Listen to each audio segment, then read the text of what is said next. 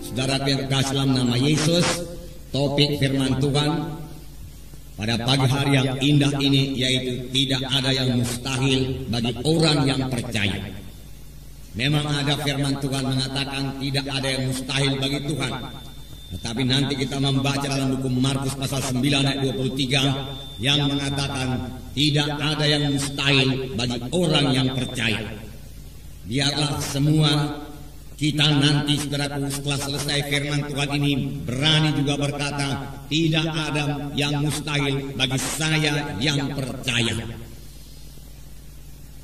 Karena kuasa Tuhan akan bekerja bagi setiap anak Tuhan yang percaya.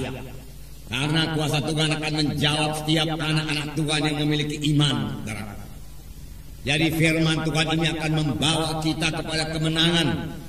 Firman Tuhan ini akan membawa kita kepada kesanggupan untuk mengatasi problema-problema kita. Sehingga kita hidup berkemenangan. Menang atas kelemahan-kelemahan kita. Menang atas penyakit-penyakit kita. Menang atas kemiskinan kita. Menang atas kegagalan-kegagalan kita. Sebab semua itu bukan daripada Tuhan. Kegagalan bukan daripada Tuhan. Kemiskinan bukan daripada Tuhan. Kekurangan bukan daripada Tuhan. Janganlah disalahkan Tuhan karena kekurangan kita. Tetapi lebih baik kita kenal siapa Tuhan Yesus itu dan apa maksudnya dalam hidup kita. Dan biarlah kita mulai beriman kepada apa yang dijadikan Tuhan kepada kita. Dari firman Tuhan kita akan mengenal bahwasanya Tuhan tidak mengendaki kita gagal. Tuhan tidak mengendaki kita miskin, saudaraku. Tuhan tidak mengendaki kita kalah. Dari mulanya Tuhan memilih satu umat bagi dirinya sendiri. Dan umat yang dipilih Tuhan itu saudaraku sangat diberkati Tuhan. Dan saudaraku sepanjang umat yang dipilih Tuhan itu bersandar kepada Tuhan, dia tidak bisa dikalahkan oleh bangsa-bangsa lain. Karena Tuhan beserta dengan mereka dan Tuhan sendiri yang memberikan kemenangan kepada mereka itu saudaraku. Saudara kekasih dalam nama Yesus, puji Tuhan saudaraku.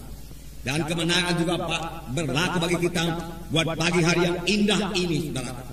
Jadi kita bisa bebas daripada kekalahan kita. Kita bisa hidup dalam kemenangan. Kalaupun sekarang ini saudara belum memilikinya. Miliki dulu tekad, memiliki dulu iman, miliki dulu visi seperti ini. Dari firman Tuhan yang saudara dengar ini, saudara akan memiliki visi. Oh, rupanya saya bisa menang. Saya tidak perlu kalah. Saya tidak perlu gagal lagi. Oh, rupanya penyakit tidak perlu menguasai saya lagi. Saya sudah kenal hak saya. Saya sudah kenal apa yang disediakan Tuhan bagi saya. Oleh sebab itu mulai sekarang hidup saya berkemenangan. Penyakit tidak menguasai saya. Karena kesembuhan sudah disediakan Tuhan bagi saya. Haleluya Tuhan katakan. Dengan berkata demikian iman saudara mulai tumbuh. Dan kalau tiap-tiap hari saudara terus beriman demikian, saudaraku, maka sama sebagaimana iman saudara akan jadi kepada saudara. Jadi miliki iman lebih dahulu. Sebab firman Tuhan berkata tanpa iman mustahil. Dari mana datangnya iman? Iman datang daripada firman Tuhan. Iman datang daripada mendengarkan firman Tuhan. Mendengarkan firman Tuhan yang benar, saudaraku. Mendengarkan firman Tuhan yang memberikan pengertian yang benar kepada Tuhan, kepada saudara dari hamba Tuhan yang benar, saudara. Itu sebabnya kita perlu sekali mendengarkan, saudaraku, hamba-hamba Tuhan yang benar yang diurapi Tuhan. Sehingga dia dapat memberikan pengertian yang benar dari firman Tuhan kepada kita. Dan pengertian yang benar dari firman Tuhan kepada kita itu, kita memiliki iman. Kita memiliki iman. Sebab firman Tuhan berkata, tanpa iman mustahil. Semua orang yang menghampiri Allah, semua orang yang berharap sesuatu daripada Tuhan, semua orang saudaraku yang mau supaya doanya dijawab Tuhan, harus memiliki iman lebih dahulu, saudaraku. Dan firman Tuhan juga berkata, sama sebagaimana imanmu jadi padamu. Apa yang kita percaya itu jadi kepada kita. Iman artinya kita percaya bahwasanya apa yang dijadikan Tuhan itu genap kepada kita. Sudah genap kepada kita. Adalah milik kita. Mengapa? Saudaraku, apakah dasarnya? Saudaraku, bukan perasaan kita, bukan penglihatan kita. Dasarnya semata-mata hanyalah firman Tuhan, hanyalah janji Tuhan. Tuhan sudah menjanjikannya dan kita tahu janji itu bagi kita, saudaraku. Lalu kita berkata, terima kasih Tuhan. Janji itu bagi saya, Tuhan. Saya terima sekarang, Tuhan. Oleh sebab itu sekarang saya sudah sembuh, Tuhan. Oleh sebab itu sekarang saya sudah keberkatan, Tuhan.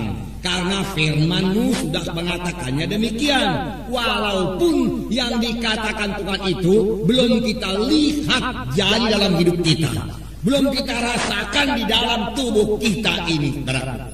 Iman tidak bergantung kepada perasaan. Iman tidak bergantung kepada penglihatan. Iman juga tidak bergantung pada pengalaman. Iman bergantung semata-mata kepada janji Tuhan. Kelihatan atau belum kelihatan, sudah kita terima atau belum kita terima, saudaraku, kita harus tetap berpegang pada janji Tuhan itu. Maka dia akan memperoleh apa yang diimankannya. Dia akan memperoleh apa yang dikatakannya. Firman Tuhan berkata, saudaraku.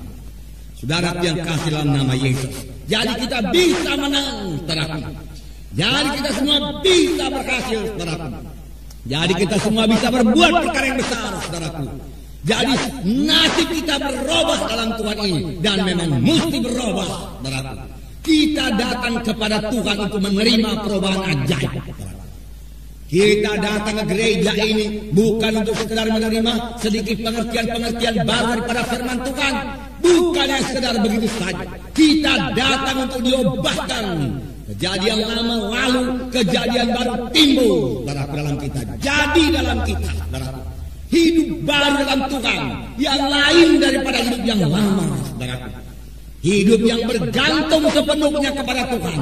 Hidup yang bergantung kepada firman Tuhan. Maka sepanjang hidup kita tidak akan dipermalukan, saudaraku. Saudaraku yang kasih dalam nama Yesus. Memang semua jawabannya terdapat dalam firman Tuhan. Firman Tuhan tetap berkuasa, saudaraku. Firman Tuhan berkuasa mengubahkan hidup kita, saudaraku.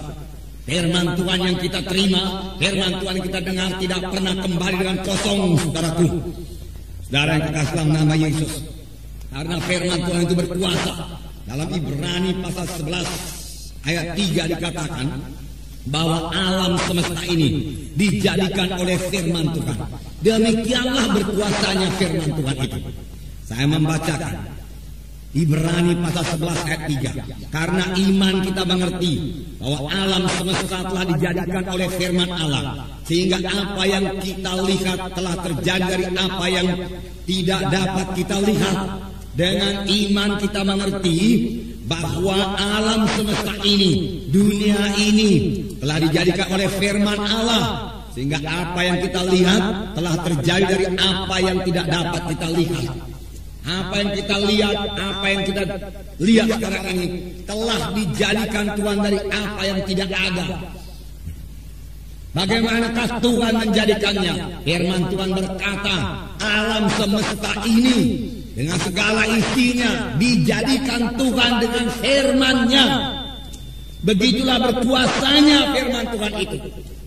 Tuhan Yesus saja berkata, jadilah terang, terang pun jadi. Jadilah matahari, bulan dan bintang. Dia hanya mengucapkan firman Tuhan. Lalu matahari, bulan dan bintang pun jadi. Saudaraku, jadi.